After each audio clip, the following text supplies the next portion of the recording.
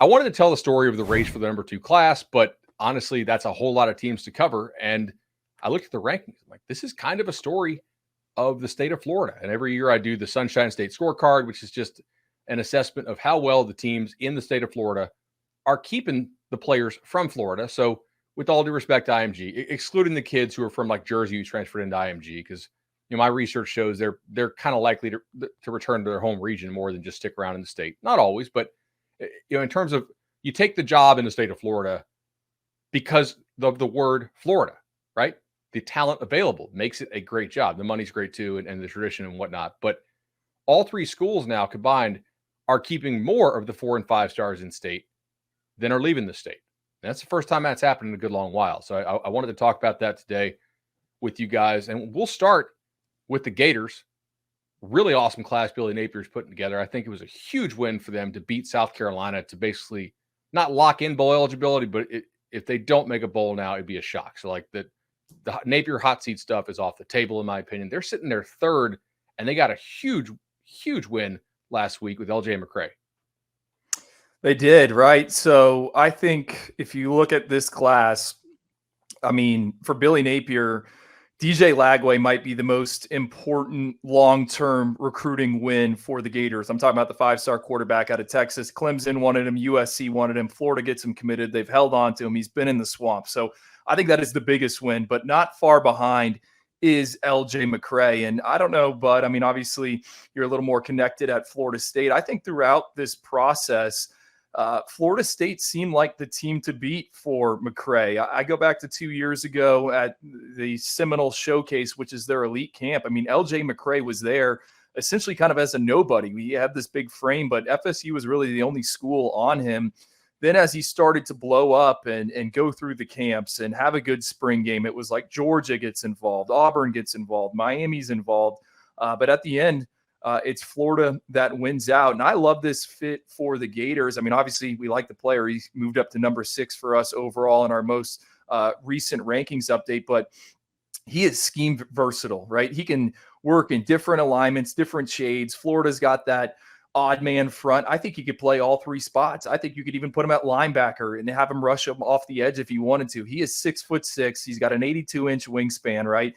He's maybe 260 pounds right now. I think he could carry 280, 290. I mean, he is a perfect fit for what Florida wants to do. And I know Cooper wrote about this last week. We love Florida's defensive line class. And so we liked it. I mean, this is just like the cherry on top. I mean, and for so long, the message coming out of Gainesville has been, hey, we got to get better in the trenches. We got to get better in the trenches. I feel like I've been hearing that for 2 years now. If they can hold on to this group, I mean, it might be the top defensive line class haul in the country. Yeah, 14 players from the state of Florida last year in 2023, which like that class, 2023 class, inaugural class for Billy Napier, it feels like it gets overlooked a lot, but it was a really good foundational class. I think a lot of those guys are going to end up being really good players as well. And that's the thing Drew just talked about. I mean, you think about this 24 class, what they have on the defensive line, right? And you start with LJ McCrae, number 2 defensive lineman in the country. Then after that, Amaris Williams, a guy that we love, a riser for us out of North Carolina, just took a trip to Ohio State. So we'll see what happens there. Then you got Naz Johnson, right? That was a great early ID out of the state of Georgia. Georgia now pushing for him. Jamonte Waller out of Mississippi. Auburn's pushing for him. So that's the thing, right, Bud? Like earlier in the show, you kind of asked, like, all right, what are we looking for? Well, there's 2 months until signing day. A lot of things can happen, right? And a lot of these high-profile defensive linemen at a premium position are still getting pushed by some of the best programs in the country. So right now for Florida, they're in a great spot. But you think about what they did in 2023, Kelby Collins, Cameron James, 2 guys that we loved in that class, right? You think about Gavin Hill and Will Norman, some other guys as well. So Florida getting it done. But it seems like it's Chris Peterson used to say it's traditional values with a high definition focus. And I think about Florida's recruiting philosophy right now. Billy Napier just went back to the basics, and now you throw NIL into the picture. What I mean for that geography, they took 17 players, 14 from Florida last year, 3 from Georgia, another one from Alabama. Kelby Collins was that one guy that Alabama and Georgia wanted. They did a really good job on the early ID. They've done that this year. 8 players from Florida, another 4 from Georgia.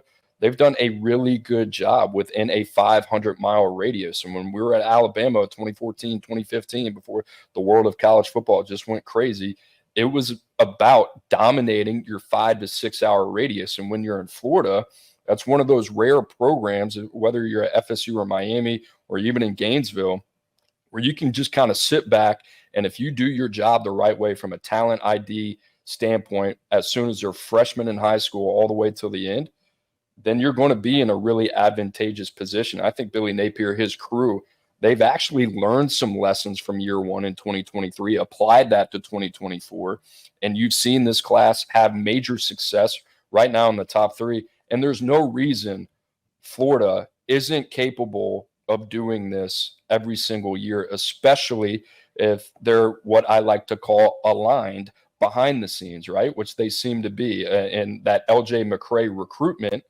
is just a fine example of that. You got to beat out the likes of Georgia, Florida State to keep this guy home. Florida right now, for all the things that we heard about NIL last year and Jaden Rashada and all this, they have seemed to learn from their mistakes, apply that to the 2024 class, and now they look like one of the most dangerous teams on the recruiting trail. I mean, to that point, if you had told Billy Napier 10 months ago, after the Rashada thing falls apart and becomes really public, hey, you're going to be sitting here with the number 3 class in the country the week before Halloween, he's taking that all day. Like, we're playing, to make a deal. Like, he's taking that and walking. Like, that is absolutely, I think, on the upper bound of what you could have possibly expected. And he has to be incredibly proud. I think Florida staff outworked FSU staff on the McCrae thing. I think they won this recruitment because they got him on campus multiple times over the summer, and they have better relationships with him than FSU did. I think FSU had the first relationship. I don't think they had the best relationship, to be honest. And I think Napier has to be incredibly proud of that. Drew and I were talking about this on our pod today, but it's like, what happens if Florida wins this game versus Georgia this upcoming week, right? Yeah. Does anyone have more to gain this weekend than Florida? No. From a recruiting standpoint, no. Right. I don't think it's crushing if they lose, but like, man, if they go into the world's largest outdoor cocktail party and they're dancing, at 7 p.m. on Saturday night with the sun going down, I mean, that's going to do wonders for them on the trail. Well, that's the thing, right? It's not like Florida is getting this done, and it's not like they have shown drastic improvement on the field, right? They've been better. They won a game that they needed to win against South Carolina, and they had a big one at home against Tennessee, right? So they have taken advantage of those opportunities, but it's not like Billy Napier has that signature win right now. So for them to be doing what they're doing on the recruiting trail while they're still figuring things out on the field, I think that's going to go a long way for them, because when they do figure it out on the field and they have that momentum at their back, they're going to be even more dangerous than what they are right now. I also think Mertz has another year, so that means you may not be completely reliant. And Mertz has played fine, actually probably better than they could have expected.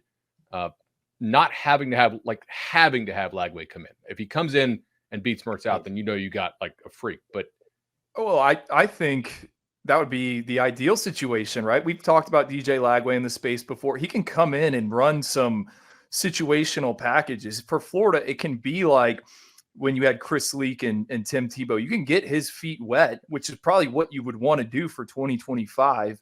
Get him involved. It's kind of like what Kansas State's doing with Avery Johnson right now, blue chip quarterback. He can run, makes your offense more dynamic. So that's certainly interesting. Pivoting elsewhere in the state, Florida State comes back nipping at the heels on the 24/7 Sports Composite rankings, sitting at 4th.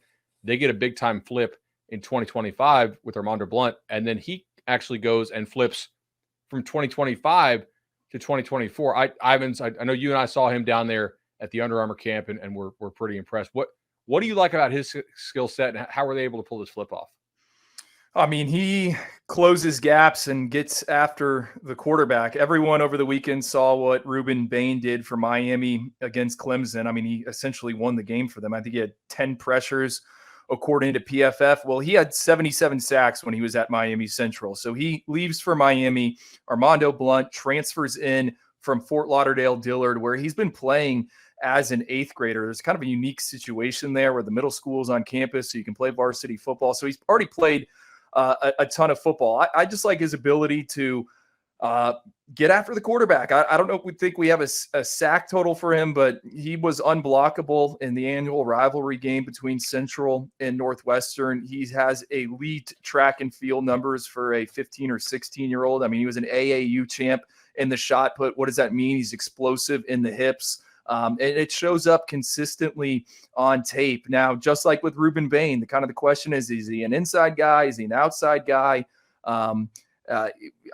Would have liked to see a senior season, and I would have a better answer for you, but he can play. And it's a notable one for Mike Norvell, who I don't think is getting enough credit for what he is doing in South Florida as of late. I always remember Florida State when they were kind of in the heyday, right? With Jameis and winning titles, like they were getting whoever they wanted from Miami-Dade and Broward counties. Under Taggart, got away from that, taking Mike Norvell some time, but look at last cycle: Hakeem Williams, Conrad Hussey, Edwin Joseph. I mean, those are all blue chip guys that they beat out Miami and others for. Now here in the 2024 cycle with Armando Blunt. But I've seen it with my own eyes. FSU's investing a ton of time in recruiting this area, and it's starting to pay off. I know one thing they've been doing recently, because they had such a hard September schedule and the October schedule is far easier. They're sort of doing like the reverse preseason thing that Michigan did in a way. And like some of these starters are playing like 30 snaps. And I think they're making an intentional effort to play the young guys. I was surprised at how well Hakeem came in and played, because he did not come in shape to FSU. Well, I think, Cooper is like the president of the Hakeem Williams fan club. Like he's got a Hakeem Williams NIL gear somewhere. I think the thing with Hakeem is he needed to be broken completely down, right? He was at Fort Lauderdale Stranahan High School, which has had like one All-American since the 70s prior to Hakeem Williams, right? He is not at one of these powerhouses. He has been the big fish that can get away with whatever he wants. And I thought someone was going to need to break him down, right? Start him from the bottom, teach him how to run a route. I think that's what took place in the spring, right? The reports were not glowing. I was kind of concerned. And then we saw 2 weeks ago against Syracuse, he takes that, a slant and goes 44 yards. It's like, okay, that's why Cooper, has a Hakeem Williams decal on the Tahoe. So it's encouraging for sure. Yeah, in the spring, I mean, 2003 Tahoe, by the way. Car's pretty old. My bad. So Norvell was a receiver, right? So like that's kind of his pet position, if you will. And like, yeah, he was sort of Hakeem's personal encourager, if you will, in the spring. A lot of consistent encouragement there. When Johnny Wilson got knocked out of the game against Duke, the guy they put in was Hakeem and went to him on the third down. It was like, whoa, like there's putting him in when you're blowing out Syracuse, and then there's like, hey, you're like that.